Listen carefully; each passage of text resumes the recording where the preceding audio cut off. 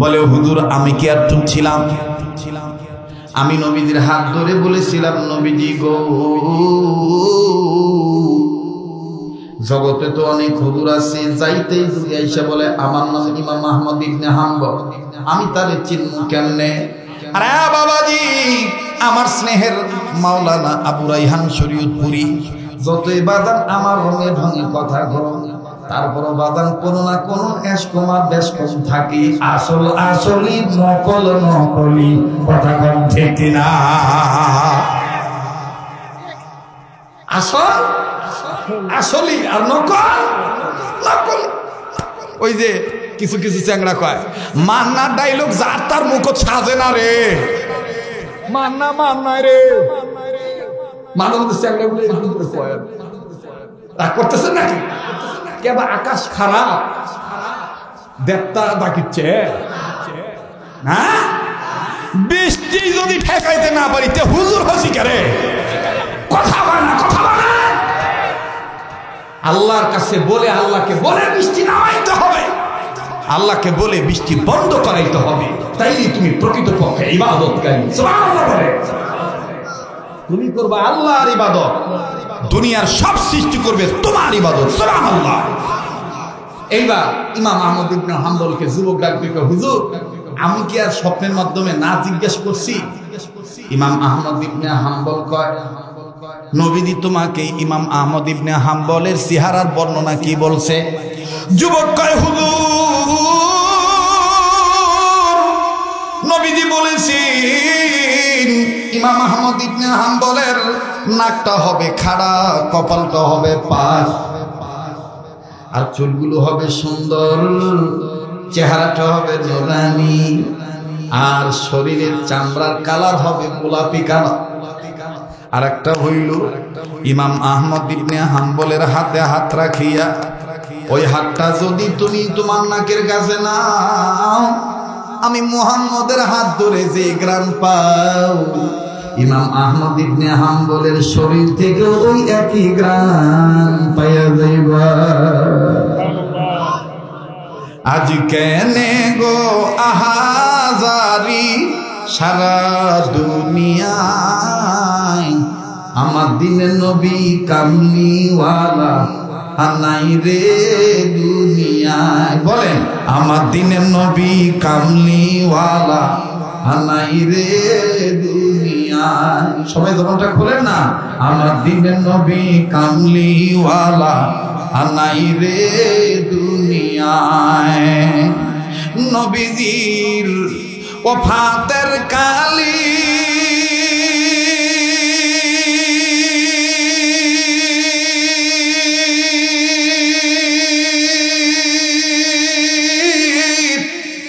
বনের যত পশু পাখি সবাই কান্দে,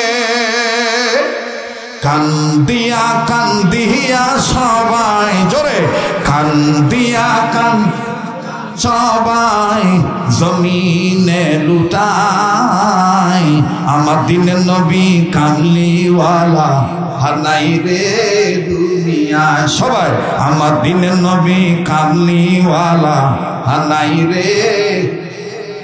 আরে ভাই এগুলো বললে সওয়াব হবে, নবীর ইশক মোহাব্বত অন্তরে আসবে, আর মমতাজের গান গাইলে সওয়াব হবে না। এখন কে সংসদ গান গাবে?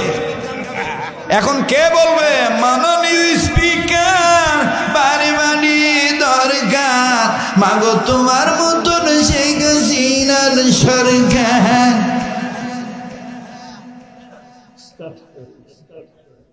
সংসদে পাঠাইছে জনগণের পক্ষে কথা বলার জন্য, ওই ব্যক্তি দাপানি পান দেয়, সরি দাপানি পান তো দেয় না, ইন্ডিয়ান পান। কি পান দিছে না, আজকে কথাই কবার চাচ্ছি না, আমি শেষ করে দিই, দোয়া করে দিই। কে ভাই বলবো না, বক্তব্য প্রশংসা হবে একমাত্র কার? এই বেটি আমাদের বিরুদ্ধে মামলা করেছিল, আমার বিরুদ্ধে, মাওলানা মুফতি বজলুর রশিদ কাহালু হুজুরের বিরুদ্ধে। মাওলানা এই আমাদের ৫-৭ জনের নাম ধরে সে কোর্টে মামলা করেছিল। কেন? বলে আমরা নাকি তার গানকে বিকৃত করি। আপনি কি গান গায়? ওজনে আমি কোসনো ঢোল ছাড়া তোবলা ছাড়া আসিস, খালি গলালি আসিস, দেখমু কখন কুলাবা পারিস। কথা কয় না রে। নওগাঁর একটা আছে সাইদু, নাই নাই, হ্যাঁ ওই বোরার বাপে স্টক করবে, এখন তার পারে না। এখন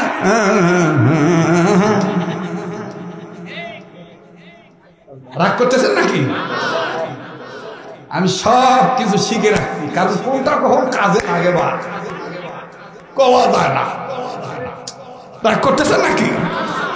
এই ব্যক্তি আজ থেকে বহু বছর আগে গাইছিল, খালি বাড়ি পাইয়া বন্ধুক খাওয়াইতে চায়। কথা কয় না।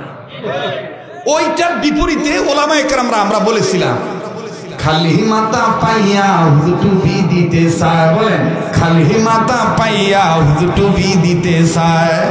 আজান দিয়া ডাইকা নিয়া নামাজ পড়ায়, আজান দিয়া ডাইকা নিয়া নামাজ পড়ায়। খালি মাথা পাইয়া হুজুর টুপি দিতে চায়। বলেন, খালি মাথা পাইয়া। ওর সাথে কি গলা হামাজ কম কেবা কম বাপরে।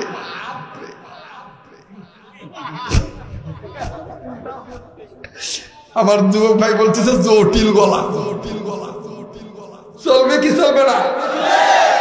জোরে বলে। এখনো সারা ওর কাছে 150 টাকা পাই, এখন আমি 150 টাকা পাই।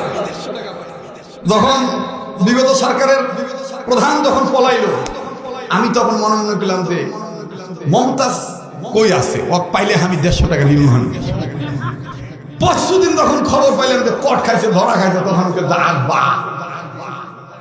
এবার দেখা হবে, 150 টাকা পাওয়াই যাবে। কথা কন ঠিক কিনা? হাই রে মমতাজ রে, সাইদি সাহেবের বিরুদ্ধে কথা বলেছিলাম, ওলামায়ে কেরামের বিরুদ্ধে কথা বলেছ, হুজুরদেরকে তেতুল হুজুর বলেছ। কণ্ঠের শক্তি পেয়ে তুমি আল্লাহর আনুগত্য, আল্লাহর দাসত্ব আনুগত্য ভুলে গিয়েছিলা। তুমি সৃষ্টিজাত তার আইনকে তুমি লঙ্ঘন করেছ। আজকে তোমার সেই বাহাদুরি গেল কোথায়?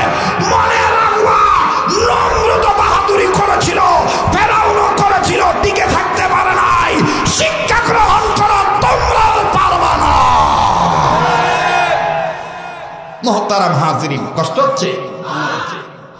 এইবার ইমাম আহমদ ইবনে হাম্বল, না অনেক রাইট হয়েছে, রাইন শেষ করে দিন। চলবে?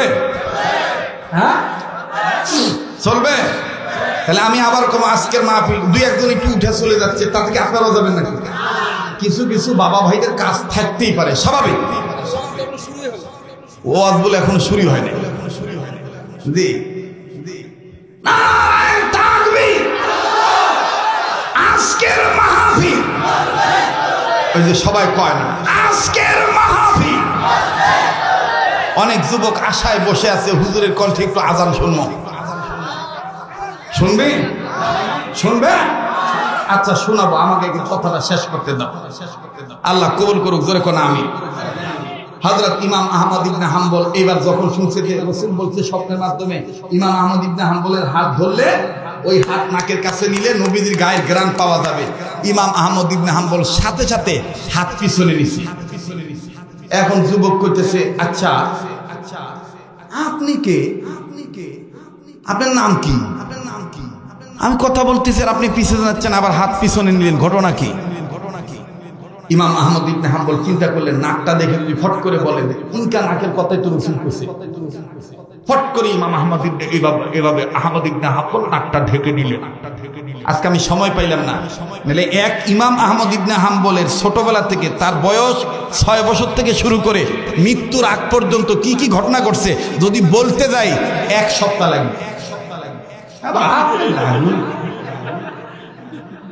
কি বাপরে বাপরে লাগবে, প্রতিদিন হবে। আল্লাহ কবুল করুন, যখন আমি আরেকটা, এটা তো সবাই জানে, নওগাঁ কিন্তু আমার মায়ের দেশ, আমার নানি বাড়ি। নারীর একটা টান আছে না নাই? যারা বলে আমার বন্ধুগণ, আত্মীয়তার বন্ধন, এই জন্য শুরুতে বলেছিলাম আপনার আমার আত্মার আত্মীয়, রক্তের ভক্ত। কিরে বা দে ও শুনে দেখ, টাকা দিয়ে দিছে 1000, এখনো চাইনি রে বা, তাতেই টাকা দিছে। যাক, আর 34,000 টাকা হলে মসজিদের ওযুখানার কাজটা কমপ্লিট হয়। হাততালে বিশ্বাস একিন করে, যত চলে আসছে আল্লাহ পাঠাইছে, যা কাম শুরু করে দিই 5 মিনিটে।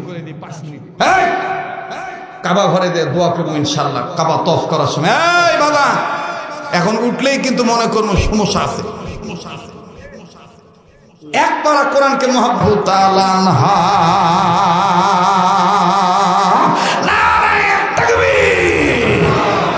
এক নম্বরে বিবি খাদিজা, মা খাদিজা হাসতে হাসতে জান্নাতে যাবে। এবার বলে 2 নম্বর কি? বলে 2 নম্বর যাবে তার মেয়ে কন্যা ফাতেমাতুজ জোহরা রাদিয়াল্লাহু তাআলা আনহা। এবার বলে 3 নম্বর কি? বলে 3 নম্বর হলো আম্মা জান আয়েশা রাদিয়াল্লাহু তাআলা আনহা। এবার বলে 4 নম্বর কি? বলে 4 নম্বর হইল ফেরাউনের স্ত্রী বিবি আসিয়া। এবার বলে 5 নম্বর কি? বলে 5 নম্বর হইল আইয়ুব নবীর বিবি রহিম। আরে রুচিওয়ালা যুবক, কিয়ামতের ময়দানে আম্মা জানাইছে আস্তে আস্তে জান্নাতে যাবে। তার কারণ হলো দুনিয়ার জমিনে আম্মা জানাইছে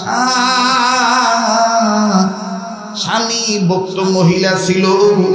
নবীজির একখান খেদমত এমন ভাবে করতেন, নবীজিকে গোসল করানোর দায়িত্ব নিয়েছিলেন আম্মা জান আয়েশা। সুবহানাল্লাহ বলেন। এবার ডেকে বলতেছেন আসিয়া কোন কারণে যাবে?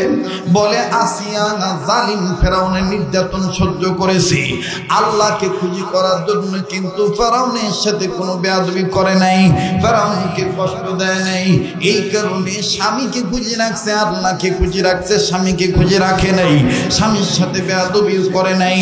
আল্লাহ রাব্বুল আলামিন আসিয়াকে জান্নাত দিয়ে দিছে, জান্নাত দিয়ে দিবে, আস্তে আস্তে জান্নাতে যাবে। এবার ডেকে ডেকে বলতেছেন বিবি রহিমা জান্নাতে যাবে কোন কারণে? রুটিওয়ালা যুবককে ইমাম আহমদ ইবনে হাম্বল বলতেছেন কোন কারণে? ইমাম আহমদ ইবনে হাম্বল বলতেছেন রুটিওয়ালা যুবক, দুনিয়ার জমিনে একমাত্র বিবি রহিমাই অসুস্থ স্বামীর সেবা করার নমুনা। আরে বাবুজি, এবার আমি শর্ট করে বলে দেই, এইরকম আমার একটা কিতাব লিখিত আছে, বাজারে পাওয়া যায়, জান্নাতি নারীর বৈশিষ্ট্য। ওই একটা বই যদি আমার বন্ধুগণ কোনো ঘরে কোনো নারী স্টাডি করে, আমার বন্ধুগণ মোতালা করে, লেখাপড়া করে, ওই বইয়ের মধ্যে যে আমলগুলো আছে, যে হাদিসগুলো আছে, কোরআনের আয়াতগুলো আছে, জান্নাতি নারীর বৈশিষ্ট্য আমার বাবাজিরা রে, কোন কোন আমল করলে তাদের সাথে জান্নাতে যেতে পারবে। আমার ভাইরা, দুনিয়ার জমিনে যে সমস্ত নারীগণ অসুস্থ স্বামীর সেবা যত্ন করবে, কিয়ামতের ময়দানে তারা বিবি রহিমার সাথে জান্নাতে যাবে। আওয়াজ দিয়ে বলেন না সুবহানাল্লাহ। মুসলমান ভাইরা, আমার বন্ধুগণ, আমার বাবাজিরা, 3 নাম্বার হলো দুনিয়াতে যেই নারীগণ স্বামীর অনুমতি ছাড়া ফকির কেউ ভিক্ষা দিবে না, তারা ফাতেমার সাথে জান্নাতে যাবে। আমার বন্ধুগণ 2 নম্বর হলো স্বামীকে তারা গোসল করে দিবে, আমার বন্ধুগণ তারা আয়েশার সাথে জান্নাতে যাবে। আর 1 নম্বর হইল নিজের বিপদ সুখের দিন নয়, স্বামীর দুর্দিনে স্বামীকে নিজের সুরক্ষিত সম্পদ বিক্রি করে স্বামীকে সাহায্য করবে আল্লাহর জন্য, আল্লাহর জন্য, দ্বীনের জন্য। রাসূল বলেছেন ওই বেগমেরা আমার খাদিজার সাথে জান্নাতে যাবে। বাকি থাকলো কিন্তু শুধু ৫ম নম্বর বিবি আসিয়ার কথা। ফেরাউন ছিল জালেম। মুসলমানের গরু বাবাজি কিছু স্বামী আছে যারা জালিম, মদ খাইয়া বউ পিটায়, মদ খাইয়া বিবির গায়ে হাত তোলে, বিবিকে নামাজ পড়তে দেয় না, বুরকা পড়তে দেয় না, পর্দা করতে দেয় না, মা বাবা শ্বশুর শাশুড়ি খেদমত করতে দেয় না, ছেলে মেয়েকে ভালো দিন শিক্ষা দিতে দেয় না। এই সমস্ত জালিম মার্কা স্বামীর যন্ত্রণা সহ্য করে যদি কোনো মা আল্লাহকে খুশি করার জন্য তার ইবাদত ঠিক রাখে, কিয়ামতের ময়দানে এই মাজলুম মহিলারা বিবি আসিয়ার সাথে হাসতে হাসতে জান্নাতে যাবে।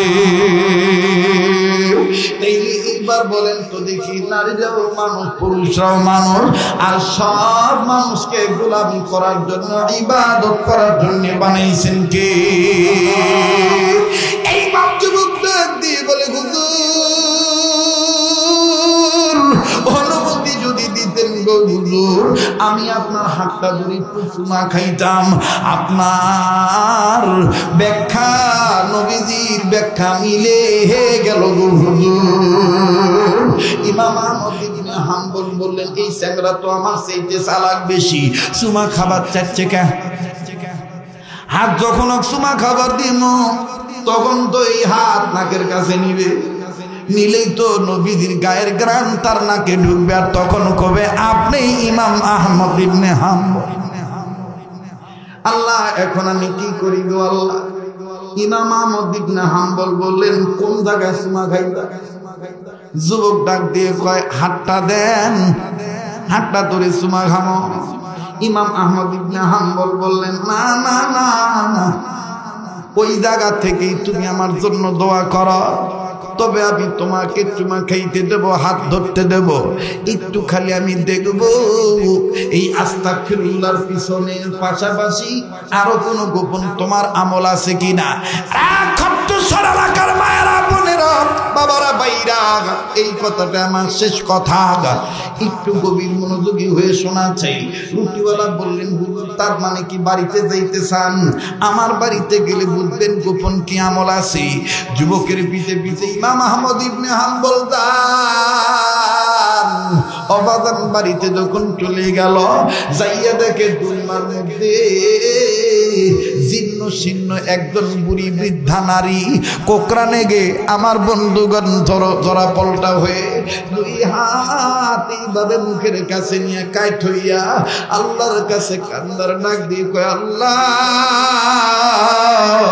আমার বেটা রুটি বেঁচে খায় গো আল্লাহ, আল্লাহ আমি তার মা, তার খেদমতে সন্তুষ্ট, ও আল্লাহ এই রুটিওয়ালা বেটা তুমি জান্নাত দিয়ে দিও। ইমাম আহমদ ইবনে হাম্বল বুঝতে পারলেন, যার গর্ভ থেকে দুনিয়াতে আসছে তাকে খেদমত করে আল্লাহকে পাইছে, আর আল্লাহর কাছে বেশি বেশি তওবা করার কারণে জান্নাতের টিকিট পাইয়া গেছে। ইয়্যাকা না'বুদু ওয়া ইয়্যাকা নাস্তাঈন, পড়েন, ইয়্যাকা না'বুদু ওয়া ইয়্যাকা নাস্তাঈন। বলেন আমি আপনি গোলামি করি কার? আবার বলেন কার? সাহায্য চাই কার? আরে বাবুজি, তাই বলি বন্ধুরে, লম্বা করার কোনো সুযোগ নেই। আল্লাহ পাক বলেছেন, আমার ভাইরা, তুমি, আল্লাহ পাক বলেন, আমার বান্দারা, তোমাদের প্রতি আমি রবের দুইটা নির্দেশ। নাম্বার 1, সকল ক্ষেত্রে আমার গোলামি করবা। নাম্বার 2, মুখলিসিন লাহুদ্দিন, আমার জমিনে আমার আইন প্রতিষ্ঠা করার, বিধান প্রতিষ্ঠা করার, আমার আইন, আমার দিন, আন আকিমুদ্দিন, দিন কায়েম করার প্রচেষ্টা চালাইবা। কথা দিলাম বন্ধু, আগামী কালকে বড়গাছা ওই গহেলাপুর এলাকায় যাইবেন। মুখলিসিন লাহুদ্দিনের ব্যাখ্যা এবং তাফসীর আমি আগামী কালকে শোনাবো। দিন কায়েম করা কিভাবে করতে হবে, দিন কায়েম কারে বলে, আন আকিমুদ্দিন কাকে বলে, বাজার নিয়ে যাবেন, অন্যজনকে নিয়ে যাবেন। আজকে শুধু ইবাদাল্লাহ লিয়াবুদুল্লাহ গোলামির কথা বললাম। অবাদান শ্রেষ্ঠ গোলামি হবে সর্বসময় মা চাইতে হবে কার কাছে? আমরা গুনাহগার হই আল্লাহ, আমরা গুনাহগার, বলেন আমরা গুনাহগার হই আল্লাহ। গুনাহ থাকলে জবান খুলে বলেন না, আমরা গুনাহগার হই আল্লাহ, আমরা গুনাহগার। ভাই যারা দাঁড়ায় আছেন বসেন, দোয়া হয়ে যাবে। আমরা গুনাহগার হই আল্লাহ, আমরা গুনাহগার, বলেন আমরা গুনাহগার।